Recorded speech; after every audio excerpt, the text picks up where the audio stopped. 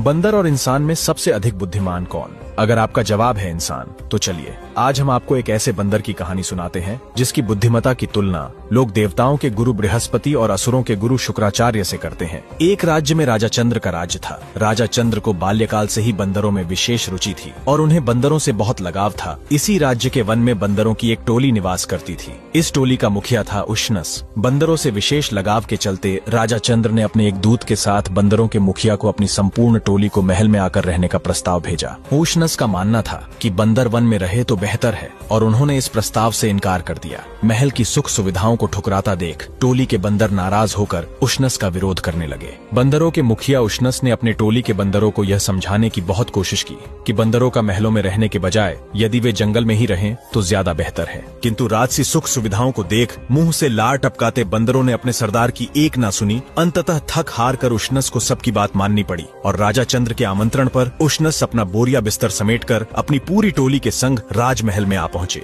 लिहाजा राजा चंद्र ने उनका बहुत सम्मान के साथ स्वागत किया और उनके रहने के लिए महल में उत्तम व्यवस्था करवा दी और बंदरों को बिना किसी मेहनत के पड़े पड़े अच्छा खाने पीने को मिलने लगा। जब राजा चंद्र ने उष्णस की समझदारी और विद्वानी भरी बातें सुनी तो राजा दंग रह गया। राजा चंद्र ने बंदरों के मुखिया की बुद्धिमत्ता को मध्य नजर रखते हुए उष्णस से आग्रह किया कि वे उनके पुत्रों अर्थात राजकुमारों को नीति ज्ञान की शिक्षा दे। राजा के आग्रह करने पर उष्णस राजकुमारों को शिक्षा देने लगा। जब राज्य के लोगों ने यह देखा कि एक बंदर भी कितना नीतिवान और ज्ञानी हो सकता है तो लोगों के आश्चर्य की भी सीमा न रही और बंदरों की टोली भी अपने मुखिया का कहना मानती थी। उनका मर्यादित व्यवहार देख राजा चंद्र उष्णस से बहुत प्रभावित हुए। कुछ समय बाद राजा ने राजकुमारों की सवारी और मनोरंजन के लिए मेंढे मंगवाए। राजकुमार उन मेंढों पर सवार होकर महल के गलियारे में ही दौड़ लगाया करते। उन मेंढों में एक मेंढा थोड़ा लालची किस्म का था और वह अच्छे पकवान की तलाश में बार बार रसोई में घुस जाता। मेंढे से परेशान रसोइये अक्सर हाथ में जलती हुई लकड़ी लेकर उसे भगाते। जब बंदरों के मुखिया उष्णस ने भी यह दृश्य अपनी आंखों से घटित होते देखा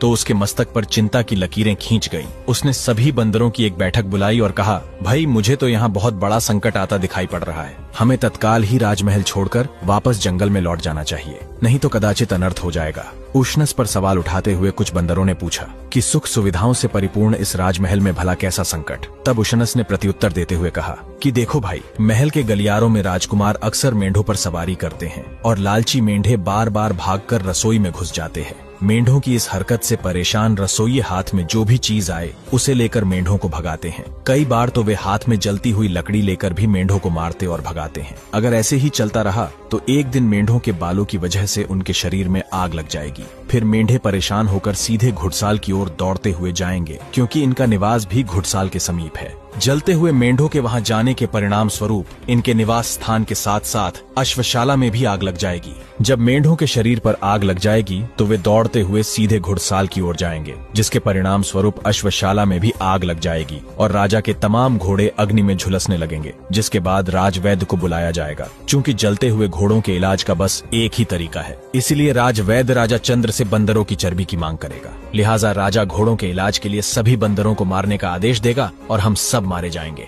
बंदरों के मुखिया उष्णस की बात सुनकर सारे नौजवान बंदर ठहाके लगाकर हंस पड़े और मुखिया से कहने लगे, अरे आपने तो बहुत दूर की बात सोच ली। अगर हम इतनी दूर की बात सोचने लगें तो जी नहीं पाएंगे। वैसे भी खुद राजा ने हमें यहाँ महल में रहने के लिए आमंत्रित किया है। हम उसके आश्रित हैं। हमें शरण देने के बाद वह अब हमारे प्राण थोड़ी लेगा। आप क्या चाहते हैं कि महलों के ये बढ़िया पकवान और सुस्वादु भोजन त्याग कर अब हम दोबारा उसी घिसे पिटे जंगल में भटकते फिरें? नहीं नहीं, अब यह हमारे बस की बात नहीं है। तब उष्णस ने क्रोधित होते हुए अपने कुटुंब से कहा कि पकवान और सुस्वादु भोजन तो तब खा पाओगे ना जब जीवित बचोगे। अगर तुम्हें मेरी बातों पर यकीन नहीं तो ठीक है, समय आने पर तुम खुद समझ जाओगे। और रही बात कि राजा और राजकुमार बंदरों से प्रेम करते हैं, तो तुम लोग भूल रहे हो कि प्रेम वहीं टिकता है जहां उसके पीछे कोई न कोई उपयोगिता होती है। उष्णस ने कहा, सुनो भाई, बेशक राजा को बंदर प्रिय हैं, लेकिन घोड़े उसके राजकाज के लिए कहीं ज्यादा जरूरी हैं। इसीलिए घोड़ों को बचाने की बात आएगी तो वह उसके लिए बंदरों को मरवाने में जरा भी नहीं हिचकेगा। उष्णस की बात सुनकर सभी बंदर उसका मजाक उड़ाने लगे और बोले, लगता है तुम्हारी उम्र हो गई है। यहाँ तक कि उष्णस की पत्नी ने भी उसका साथ देने से इनकार कर दिया। अंत में थक हार कर मुखिया अकेला वहाँ से चल पड़ा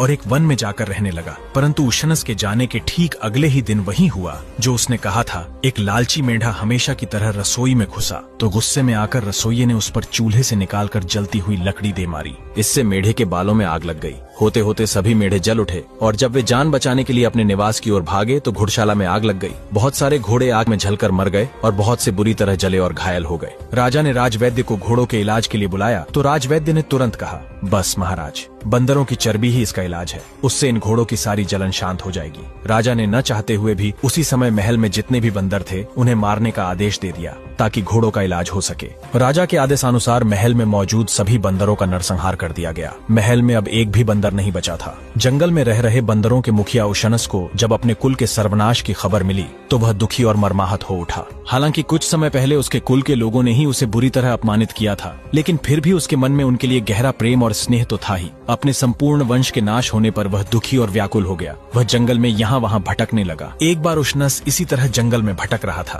तभी उसे बड़े जोर से प्यास लगी। वहीं से कुछ दूर उसे एक विशाल सरोवर नजर आया। थोड़ी दूर चलने के उपरांत वह सरोवर के निकट जा पहुंचा। उशनस पानी पीने के लिए जैसे ही झुका तभी वह अचानक चौंक गया। उसने देखा कि वहाँ बहुत से मनुष्यों और जीव जंतुओं के पैरों के निशान थे। वे पानी पीने सरोवर में गए परंतु वहाँ से लौटे नहीं थे। इस बात से उशनस चौंक उठा। उसने सोचा, हो न हो इस तालाब में कोई रहस्य है। तभी उशनस ने पास में एक कमल की नाल देखी तो उसे तोड़कर उसने उसे पानी में डुबोया। फिर उस कमल की नाल के सहारे वह तालाब का पानी पीने लगा। जैसे ही बंदर ने तालाब का पानी पिया उसी समय उसे एक विशाल राक्षस दिखाई पड़ा। वह उसी तालाब से निकला था। उसके गले में जगमग जगमग मोतियों की माला थी जिसका प्रकाश दूर दूर तक फैल रहा था। राक्षस ने उशनस से कहा, आप बहुत बुद्धिमान हैं। मैं आपके ज्ञान और समझदारी से बहुत प्रभावित हुआ हूँ। इस तालाब का पानी पीने इतने लोग और पशु पक्षी आए जिन्हें मैंने निगल लिया, परंतु अकेले आप ही हैं जिसने अपने ज्ञान और चतुराई से खुद को बचा लिया। इसलिए मेरे मन में आपके लिए बड़ी प्रशंसा का भाव है। आप मुझसे जो भी वरदान मांगना चाहें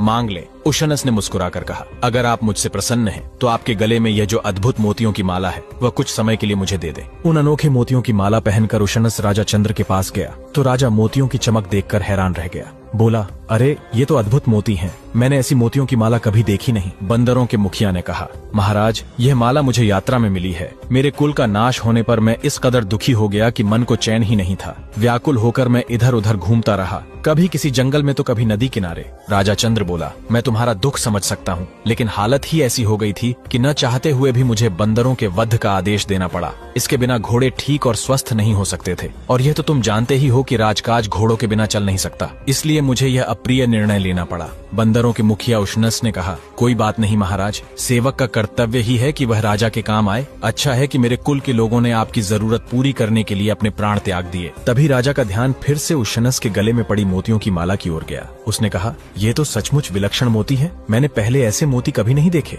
यह दुर्लभ माला भला तुम्हें कहाँ से मिली? उशनस ने कहा, महाराज, मैं एक सरोवर में स्नान करने के लिए गया था। वह चमत्कारी सरोवर है जिसमें स्नान करने पर मुझे यह माला मिली। जो भी उस सरोवर में स्नान करता है उसे ऐसी ही माला मिलती है। अगर आप चाहें तो अपने कुटुंब के साथ उस सरोवर पर स्नान के लिए चले। राजा ने कहा, ठीक है, पर तुम्हें आगे आगे चलकर रास्ता दिखाना होगा। अगले दिन राजा चंद्र अपने सभी कुटुंब के साथ उस चमत्कारी सरोवर में स्नान करने के लिए चल पड़ा। आगे आगे बंदरों का मुखिया उशनस राह दिखाता जा रहा था। सरोवर के किनारे पहुंचने पर राजा अपने सगे संबंधियों के साथ ही सरोवर में स्नान करने के लिए प्रवेश करना चाहता था, पर उशनस ने उसे रोकते हुए कहा, महाराज, हम लोग एक विशेष स्थान पर स्नान करेंगे, तब हमें इससे भी अनमोल और विशेष मालाएं मिलेंगी। राजा उशनस के साथ उस सरोवर के किनारे खड़ा हो गया। उसके सभी कुटुंब वाले पानी में स्नान करने के लिए चले गए। काफी देर हो गई पर उनमें से कोई वापस नहीं आया। इस पर राजा ने चिंतित होकर कहा, बड़ी देर हो गई, अभी तक इनमें से कोई वापस नहीं आया। उशनस बोला, महाराज, वे अब कभी वापस नहीं आएंगे। इस सरोवर में रहने वाले राक्षस ने उन्हें खा लिया। क्या?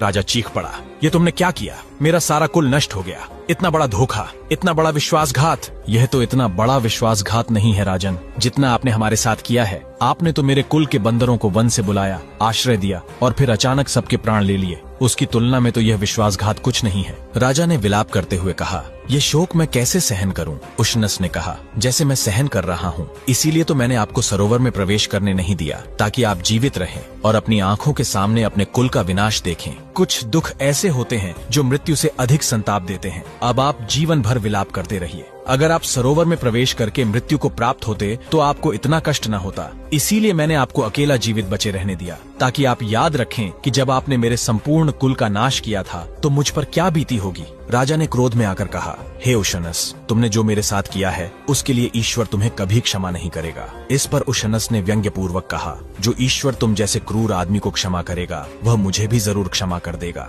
मेरा अपराध तो तुम्हारी तुलना में कुछ भी नहीं है। राजा चंद्र सर झुकाकर वहां से चला गया, लेकिन इसके बाद उसने एक भी दिन सुख की नींद नहीं ली। अब वह इस बात के लिए पछता रहा था कि जंगल से बंदरों को बुलवाकर और आश्रय देकर उसने कितनी निर्दयता से उन्हें मरवा दिया था। धीरे धीरे बंदरों को भी पता चला कि बंदरों के अत्यंत चतुर और बुद्धिमान मुखिया उशनस ने किस तरह शक्तिशाली राजा चंद्र से अकेले ही बदला ले लिया। सुनकर बंदरों ने उसका जगह जगह जयगान करते हुए कहा, अगर कोई बुद्धिमान व्यक्ति चाहे तो अकेला ही बड़े से बड़े शक्तिशाली शत्रु से टक्कर ले सकता है। नीतिवान उशनस ने अपनी बुद्धिमता से यह साबित कर दिखाया है। आज भी सारी दुनिया में बंदरों के इस महान मुखिया की बुद्धिमता की यह कहानी बड़े आदर और विस्मय से सुनी जाती है और लोग उसकी कूटनीति, विद्वत्ता और समझदारी की प्रशंसा किए बगैर नहीं रह पाते। ये रहस्यमयी कहानी यहीं पूरी होती है, लेकिन सफर अभी खत्म नहीं हुआ, क्योंकि मेरे पास ऐसी अनगिनत कहानियां हैं। अगर इस वीडियो पर 1000 कमेंट्स और ढेर सारे लाइक्स आते हैं तो मैं अगले ही हफ्ते आपको सुनाऊंगा नई कहानी का पूरा लॉन्ग वीडियो।